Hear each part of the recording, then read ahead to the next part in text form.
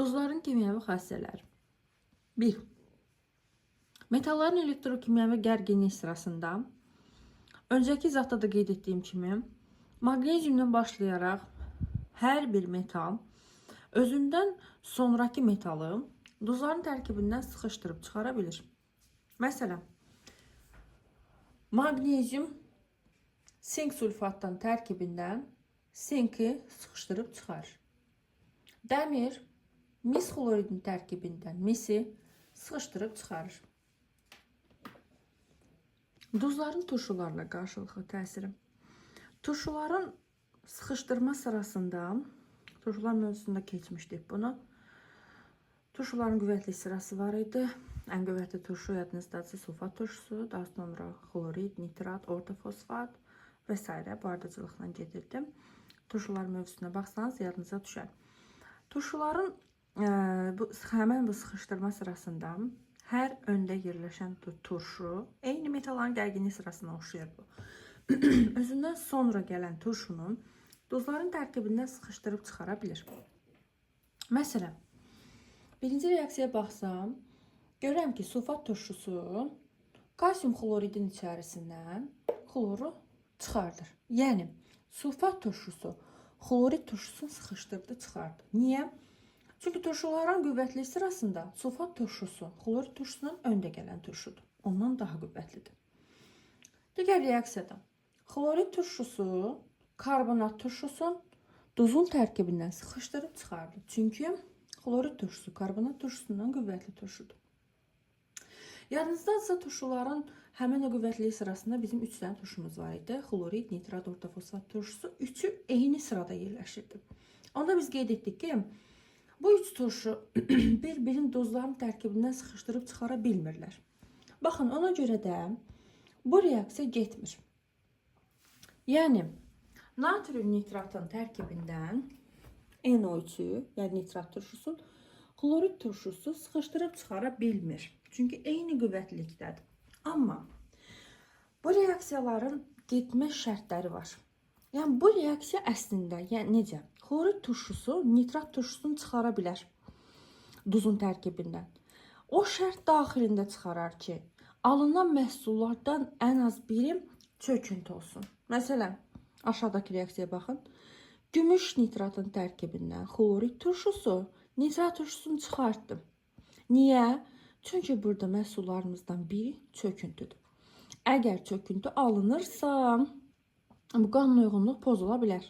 Yox, əgər çöküntü alınmırsa, onda bu turşu, yəni belə deyim, zəif turşu və yaxud da eyni qüvvətlikdə olan turşu, o biri turşunu buradan sıxışdırıb çıxara bilməz.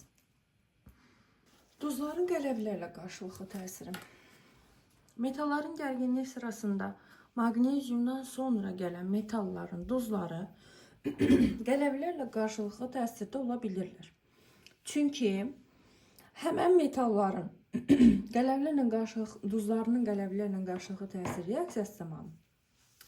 Baxın, mübadilə reaksiyasıdır, düzdürmü? Qələvin tərkibindəki hidroksid qrupu keçir metalın yanına. Maqneziumdan sonra yerləşən bütün metalların hidroksidləri çöküntüdür. Suda həll olmur.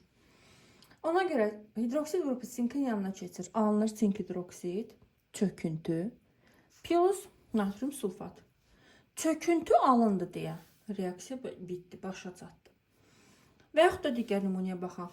Dəmir 3 nitratın üstündən kalium hidroksid gəlib, OH qrupu keçsi dəmirin yanına 3-ü. Niyə? Çünki dəmirin 3 valenti duz iştirak edib burada. Ona görə dəmir 3 hidroksid əmələ gəlir. Çöktü, plus kalium nitrat.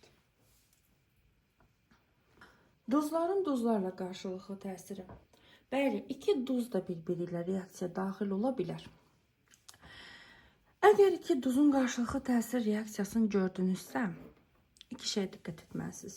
Birincisi, reaksiyaya girən duzların hər ikisi mütləq şəkildə həll olan olmalıdır.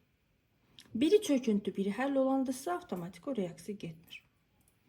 Hər iki duz həll olandısa, əgər birinci şərt doğrudursa, keçir ikinci şərtə baxmağa. İkinci şərt nədir? Alınan duzlardan ən az biri çöküntü olmalıdır. Baxın reaksiyalara. Natrium xloridlə gümüş nitrat. qarşılıqlı təsir reaksiyası. Hər ikisi həll olan duzdur. Ona görə bunlar reaksiyaya girmək üçün birinci şərti ödəyir. İndi baxaq görə ikinci şərt ödənilirmi? Alınan məhsullardan ən az biri çöküntüdür. Vəssalam. Onda bu iki duz reaksiyaya girir. Növbəti reaksiya. Maqnezium sulfat həll olan duzdur. Barium klorid həll olan duzdur. Bunlar reaksiyaya gedirmi? Birinci şərt ödənilir. İndi baxıram. Görürəm ki, məhsullardan biri çöküntüdür. Vəssalam. Çöküntü alındısa, onda bu iki duz da bir-biri ilə reaksiyaya girə bilirlər. Duzların bəziləri parçalanma reaksiyasına daxil ola bilirlər. Bu hansı duzlardır? Yəni hamısı yox, bəzilər. Karbonat turşusunun duzlarından bir dənə natrium karbonatdan, kalium karbonatdan başqa karbonat turşusunun bütün duzları parçalanır. Və nitrat turşusunun duzları parçalana bilirlər. Nitrat turşusunun bütün duzları parçalanır. Qalan duzlar parçalana bilmir. Baxaq. Karbonat turşusunun duzlarının parçalanması. Baxın, əgər hansısa bir metalın yanında CO3 gördünüzsə və o metal natrium və yaxud da kalium deyilsə, demək onda o duz parçalana bilir.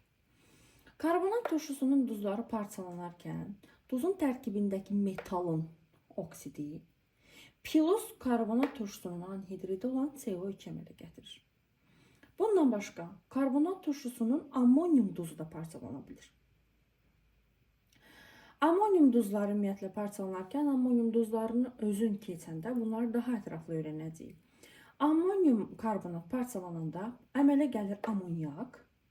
Daha sonra karbonat turşusu. Karbonat turşusu da CO2 plus H2O-ya parçalanır. Nitrat turşusunun duzları. Nitrat turşusu özü nə qədər qüvvətli turşu olsa da biz turşular mövzusunu keçəndə qeyd etdik ki, nitrat turşusu qüvvətli turşu deyil, davamsız turşudur. Qüvvətli olsa da davamlı deyil, davamsızdır. Turşu özü parçalanırdı. Onun duzları da parçalana bilir. Nə qədər həll olan olsalar da nitrat turşusunun duzları parçalana bilirlər. Nitrat turşusunun duzlarının parçalama reaksiyaları yenə deyirəm müxtəlifdir. Bunu da özün nitrat turşusunun mövzusunu keçəndə daha ətraflı öyrənəcəyik. Amma bir dənə nümunə yazmışam. Məsələn, natrium nitrat nə qədər həll olan duz olsa da parçalanır. Natrium nitrit plus oksigen. Və yaxud da mis-2 nitrat parçalanır mis-2 oksidə, NO2-yə və oksigenə. İndi əsasi və turş duzların bəzi xassələri var. Bunlarla tanış olaq. Deməli, turş duzlar qələvlərlə qarşılıqlı təsirdə ola bilirlər. Baxın, kalium hidrosulfatın üstünə kalium hidroksid gəlmək mümkündür. Yəni, bu reaksiya gedir. Səbəb nədir? Əslində çox sadədir. Turş duzun tərkibində biz dedik ki, HOH-ı aparır, düzdürmü? HOH-ı götürür, 1 mol su əmələ gətirir də, düzdür. Bunu öncəki mövzularda izah etmişdim. Turş duzun tərkibindəki hidrogen atomu ilə qələvinin içərisindəki OH qrupu elə fərz edin ki, birləşirlər və bizə 1 mol su verirlər. Sayıları qədər. Buradan hidrogen çıxdı, buradan OH çıxdı, kalium da keçir həmən o hidrogenin yerinə, əmələ gəlir kalium sulfat. Yəni, turş duzlar qələvlərlə qarşılıqlı təsirdə olduğu zaman bir dənə yadınızda saxlayın. Qələvin içərisindəki OH qrupu turşun içərisindəki hidrogen atomunu götürüb aparır. Bu qədər. Onun normal duzu və su əmələ gəlir. Əsasi duzlar. Əsasi duzlar bir növ, yəni amfoter deyə bilmərik, amma bir növ özlərini amfoter kimi belə deyək də təsəvvür edə bilərik. Çünki baxın, əsasi duz həm turşu ilə qarşılıqlı təsirdə ola bilir, həm qələvi ilə qarşılıqlı təsirdə ola bilir. Niyə? Tərkibindəki OH-ın hesabına turşu ilə qarşılıqlı təsirdə ola bilir. Tərkibindəki turşu qalığının hesabına qələvi ilə reaksiyaya girə bilir. Bu reaksiyalar necə gedir? Yeni məntiqlə əslində alınan maddəni tapmaq asandır. Əsasi duzun tərkibindəki hidroksid qrupu ilə turşunun içərisindəki hidrogen atomu neynədir? Su əmələ gətirdi. Birləşdilər, çıxdılar, getdilər. Burada qalan xlor isə elə fərz edin ki, keçir çıxan OH qrupunun yerinə. Əmələ gəlir kalsium, xlor 2. Aşağıdakı reaksiya nə cür gedir? Görsünüzsə burada hər ikisində hidroksid qrupu var. O OH ilə OH birləşib çıxa bilməzlər. Onda Baxıram ki, qələvinin içərisindəki OH buradan heç nə götürə bilməz, amma bu natrium xloru buradan götürə bilər. Onu da təsəvvür edin, natrium xloru götürdü, getdi. Əmələ gəlir natrium xlorid, üstə gərək. Burada qalan hidroksid qrupu isə keçdi gedən xlorun yerinə. Əmələ gəlir magnezium OH2. Duzun belə deyək də, duzdan asılı olmayaraq əsasi duzlar turşularla, qələvlərlə bu formada reaksiya daxil olur. Sadəcə mexanizmi bilsəniz, anlam məhsulları yazmaq, tapmaq rahatdır. Turş duzlar da qələvlərlə eyni bu mexanizmlə qarşılıqlı təsirdə olurlar. Bəzi duzlar isə su ilə qarşılıqlı təsirdə olaraq kristal hidratlar əmələ gətirə bilirlər. Yəni elə fərz edin ki, o su atomların həmən duzlar özlərinə birləşdirirlər. Belə deyək də, sulu duz elə fərz edin əmələ gətirirlər ki, bunları biz kristal hidratlar deyirik. Məsəl üçün, bu duzlar hansılardır? Natrium karbonat 10 mol suyu özünə birləşdirir. Natrium karbonat vursun 10H2O, yəni kristallik soda əmələ gətirir.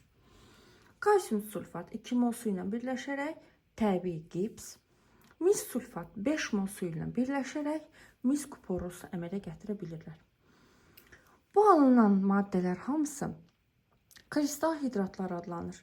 Yadda saxlayın ki, kristal hidratları qızdırıb tərkibindəki suyu çıxarmaq olur.